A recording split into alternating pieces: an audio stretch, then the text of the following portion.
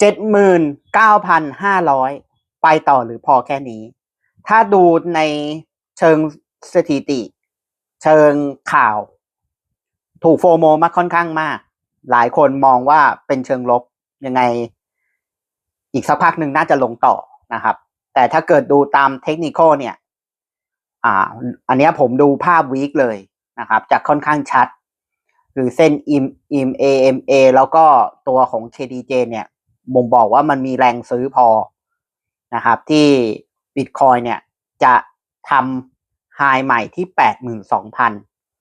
ะครับจากที่มันลงไปครั้งที่แล้วโดยส่วนตัวผมเชื่อว่าไปต่อนะครับแล้วก็ในสัปดาห์นี้จะมี4อีเวนต์หรือ5เหตุการณ์นะครับแต่เหตุการณ์ที่สำคัญที่สุดคือแจ็คสันโฮนะเป็นการประชุมของเฟดนะครับผมเชื่อว่า Bitcoin ไปต่อนะครับอาจจะไปป้วนเปี้ยนอยู่แถวประมาณ $80,000